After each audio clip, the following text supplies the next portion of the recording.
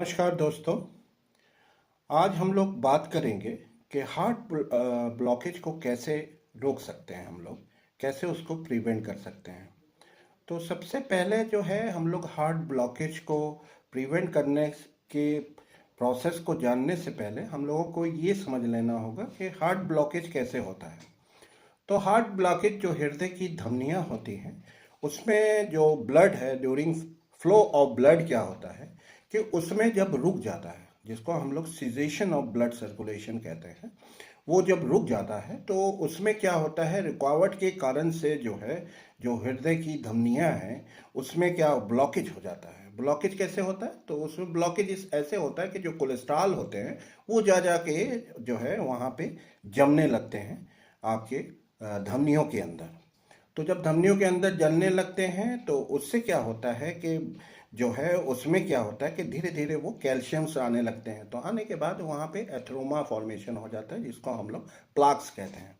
तो जब प्लाक्स हो जाता है तो वो हृदय की जो नलियाँ हैं उसकी जो इनर कैलिबर है, जिसको इंटीमा लेयर बोला जाता है, उसमें जो है ब्लॉकेज हो जाता है, ब्लड फ्लो नहीं हो पाता। जब ब्लड फ्लो नहीं हो पाता तो वहाँ पे मरीज को चेस्ट पेन होता है, दर्द होता है, और उसके कारण से जो है हृदय की धमनी फट भी सकती है, जिसको हम लोग जो है हार्ट अटैक कहते हैं या मायोकार्डियल इन्फेक्शन कहते हैं। और जो सर्कुलेशन रुक जाता है उसको हम लोग अंजाइना बोलते हैं। तो पेन जब होता है पेशेंट को चलने में, यूजुअली इसका जो पेन होता है चलने में महसूस होता है, जब पेशेंट रुक जाता है तो उसको आराम हो जाता है। तो इसको हम लोग कहते हैं हार्ट ब्लॉकेज। हार्ट ब्लॉकेज और कार्डियक अटैक या हार्ट अटैक या मायोकार्डियल इन्फेक्शन दोनों अलग अलग चीज़ें होती हैं, जो मैंने आपको समझा दिया।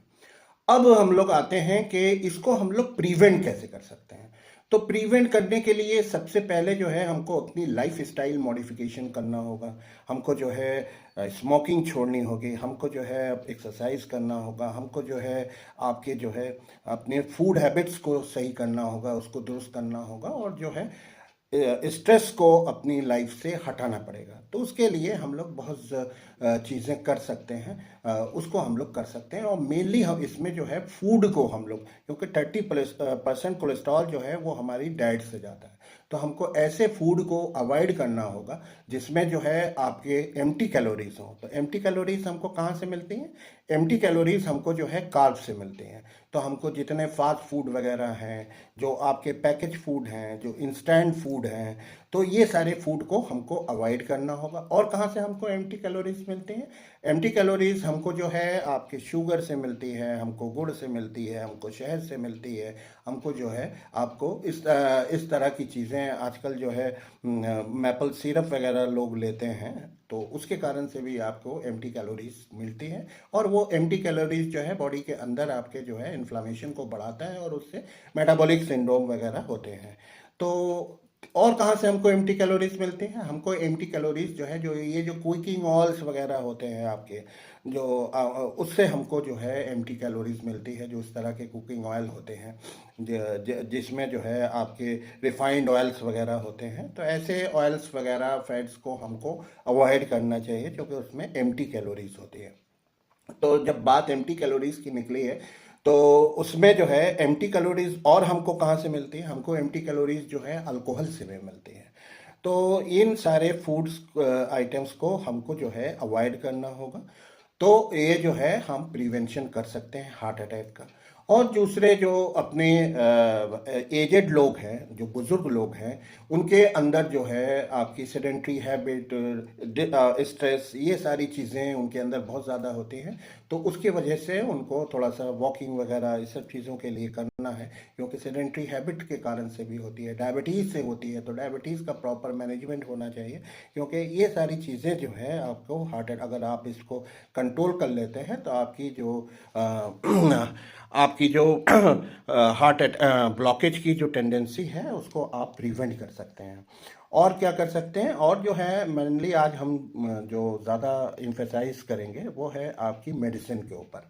तो आजकल तो ऐसी मेडिसिन्स भी आ गई हैं कि अगर आप उसको यूजुअली लेते हैं तो उससे आपको फिर एंजियोप्लास्टी और बाईपास हार्ट सर्जरी की भी ज़रूरत नहीं है। इतनी अच्छी मेडिसिन आ गई है आपके कार्डियोलॉजी के फील्ड में।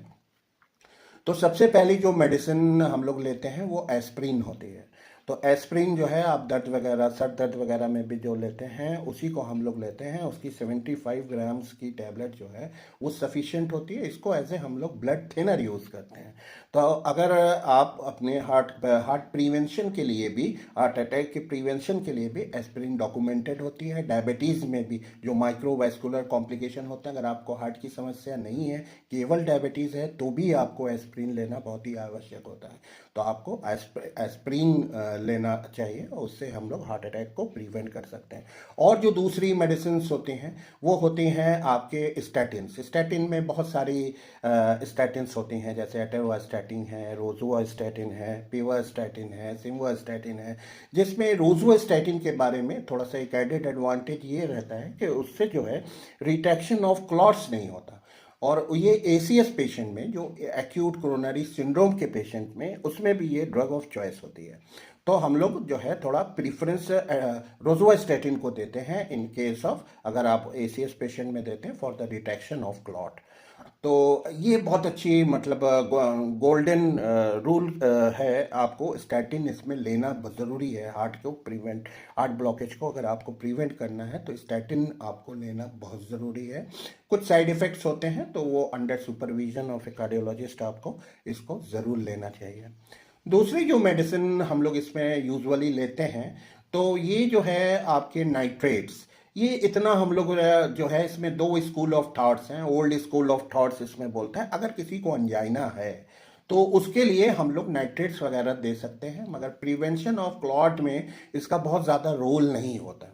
यूजुअली जो नाइट्रेट्स होती हैं, जिसको आइसोसार्बेट मोनोनाइट्रेट बोलते हैं, उसको हम लोग यूजुअली नहीं देते हैं। अगर देते भी हैं तो under supervision of A cardiologist लेना है, क्योंकि लोग क्या करते हैं, और यूजुअली बड़ा कॉमन है, फिल्मों वगैरह में भी दिखाते हैं, किसी को हार्ट अटैक हुआ तो जीभ के नीचे जो है सॉर्बिट्रेट दे देते हैं।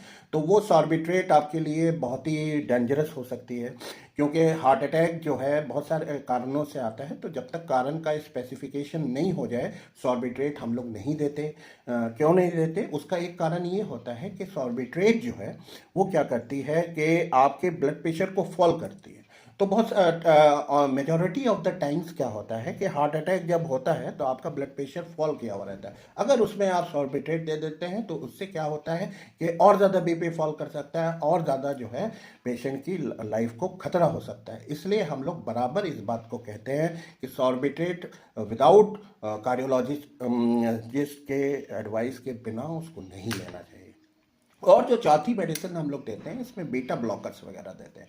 इसमें बहुत सारे हैं, आपके कार्वेडोलॉल है, मेटाप्रोलॉल है, तो ये सब हम लोग, सोटालॉल है, ये बहुत सारे बीटा ब्लॉकर्स वगैरह होते हैं, तो उसके देते हैं। उसको हम लोग इंजेक्टेबल फॉर्म में भी देते हैं और टैबलेट फॉर्म में भी देते हैं। जैसी कंडीशन रहती है उस हिसाब से हम लोग देते हैं। उसका देने का जो मकसद होता है वो ये होता है कि जब हार्ट रेट बहुत ज़्यादा बढ़ जाती है तो हम लोग उसको देते हैं। तो लोग ये सोचते हैं कि उसको बीपी कम करने के लिए दिया जाता है, मगर उसको हम लोग इसलिए देते हैं कि वो हार्ट रेट को कम करे। जब हार्ट रेट जो है जब कम होगा तो बीपी अपने आप जो है वो आपके नॉर्मल की तरफ, नॉर्मलसी की तरफ आ जाता है। तो ये सारी कुछ मेडिसिन हैं जो हम लोग प्रिवेंशन ऑफ हार्ट अटैक में देते हैं। तो इन सब चीज़ों को आपको जानना बहुत ज़रूरी होता है, क्योंकि हर घर में किसी को, it could happen to anyone, किसी को भी आपको हार्ट ब्लॉकेज और ये सारी समस्या हो सकती हैं। तो वीडियो हमारा अगर पसंद आया है तो आप लोग ज़्यादा से ज़्यादा इसको शेयर करें और कमेंट में ये ज़रूर लिख के बताएं कि आपको अगर इस तरह की परेशानी है आपके घर में या आपके पड़ोस में या आपके कोई नेबर वगैरह अगर कोई हैं जिनको इस तरह की चीज़ें हैं, तो वो जो है अपनी रिपोर्ट्स वगैरह देते हैं। तो हम जो है उसमें आपको कमेंट में आप लिख देंगे तो हम आपके सारे उसमें जो भी सिंसियर एडवाइस होगी वो मैं आप लोगों को ज़रूर दे दूँगा। Thank you.